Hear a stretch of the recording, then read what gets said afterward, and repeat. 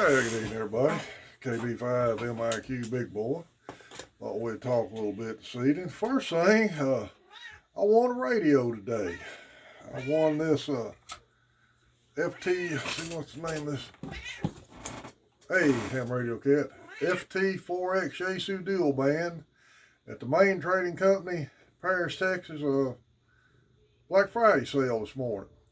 I got in there, it was one of the first 5 ham radio operators, and won that neat little handheld this morning. Thanks, Richard, main trading company, for that. Get it back charged up, learn how to use that thing. That's really neat win this morning. Stopped there to get coax. Had no idea I was going to win a radio. Appreciate that, y'all. It's very nice, y'all, to sponsor that kind of stuff. That's a good company for everybody to deal with. Okay, let's talk about a few things today. Nets, especially on HF, contests, and digital modes. I've seen a lot of people talking about on social media, why is there HF nets? Why are there so many of them? Why are they on there? What's their purpose? Well, hey, anything, nets are a way to practice running procedures for an emergency, net control for an emergency if you're reporting stuff. Good way to keep ham radio clubs involved with what's going on. And it's a good use of the frequency and what they're used for. Now, one of the questions is, do you have to give up frequency for a net? If you're on the frequency first and you're using it, no, you don't. And if a net tells you it's their assigned frequency, that's not right. They don't assign frequencies for nets. Most nets have a contingency to where they can move if need be. Now, but in an effort to be courteous and promote this hobby, if a net comes up and you're on a frequency there, my opinion, move. If it's the established net, move, let them have the frequency, move up or down a little bit, and go back to radioing. Here's why. Number one, courtesy. Like I've said in some other videos, we do our roundtable on 28-450 on Mondays, Tuesdays, Thursdays, and Friday nights. And we've had some nets come in, or nets start while we was in it, that the band was open. Hey, we move. We keep our stuff real informal, plenty of room, so we move. Being courteous. Another good reason to move, if it's a long-standing HF net, and you decide to hold the frequency, and they move their net, and you're trying to hold QSOs, you're going to constantly be interrupted by people that are trying to check into that net that don't know it's moved. It's just, to me, it's easier for you to move, let the net that's been running there all along have the frequency. And moving, sometimes you make more contacts. I know the night that we had the pirate station interfere with us on 450, Cody and I moved up to 470. Band was open. We made 7, 8 contacts there holding our round table that we don't normally get to make when the band did. So, don't hurt to move. Check into the net. You might like it. Personally, I'm not a big net person. I've been invited to the HF nets, and I try to check in the ones when I'm invited. I try to check into some local 2-meter stuff. But I'm not a big net person for several reasons. One, I had to run nets in the military, and I like just single side band chasing contacts ham radio. Number two, HF nets run late at night sometimes, and I'm not a night owl. Not knocking nets, and if you invite me to check into your net, I'll do my best to check into it, but I probably won't check into it real regular.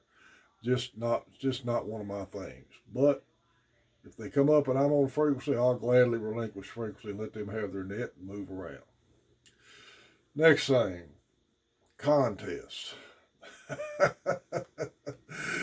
You've heard us talk about contests before at HKV, and I've always said this. We never could figure out how the band always open on a contest weekend, but seemed like it is. Contests are kind of like nets. They're just another use of our spectrum that promote the hobby, and a lot of people like to participate in them. I don't, but I don't get mad when they're on there. Honestly, I picked up a few contacts during the net.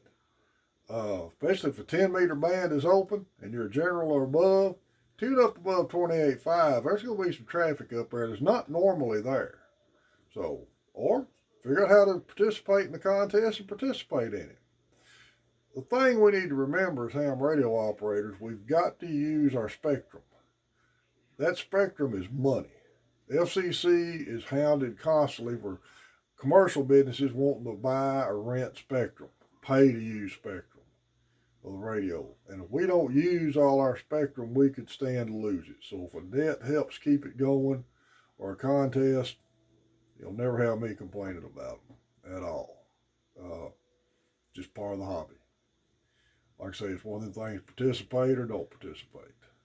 Now, let me get my glasses on. I got to read a little something here. I had another social media post I was reading about guys complaining about FT8. All right. We're going to talk about digital modes here just a little bit and what my viewpoint on.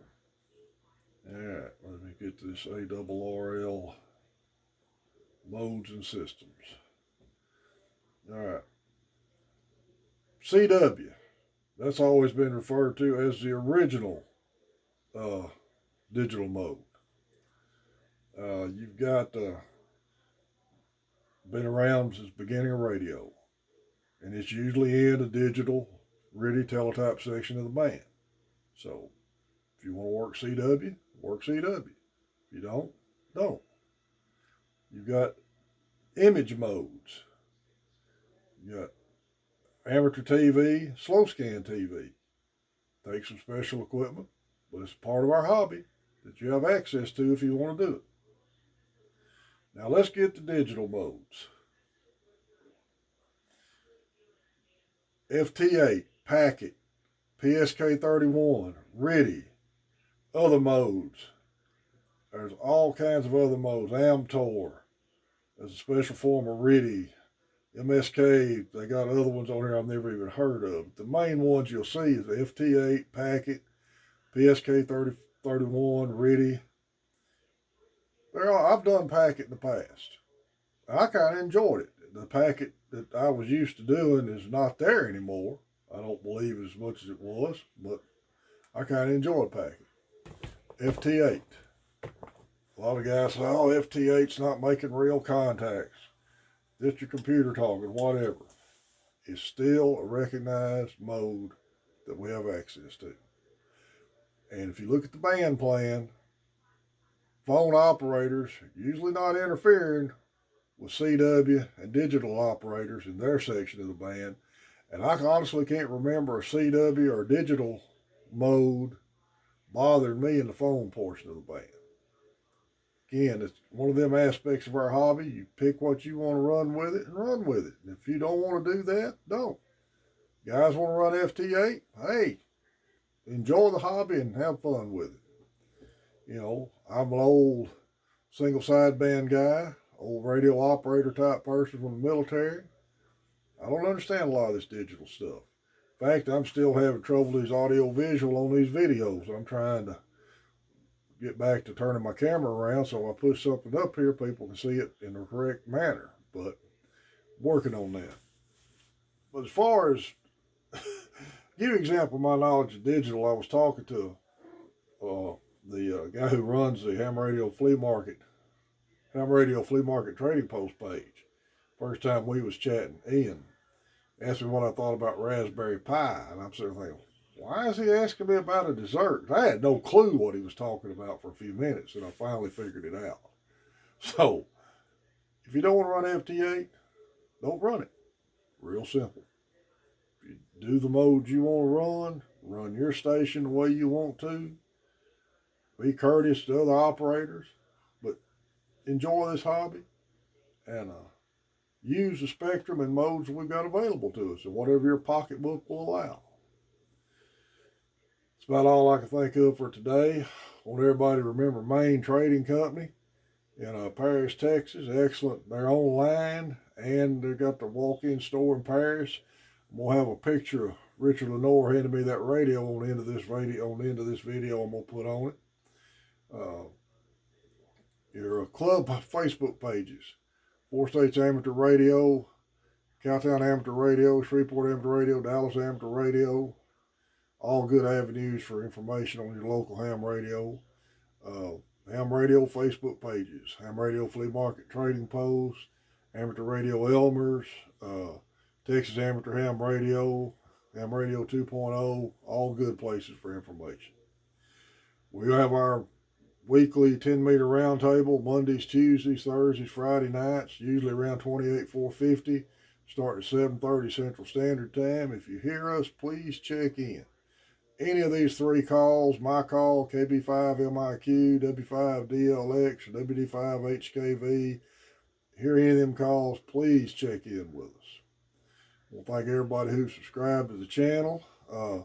Remember Vern 6, KV5SIX on POTA. Good POTA operator. He does a lot of activations. It's KB5MIQ, big boy, 73.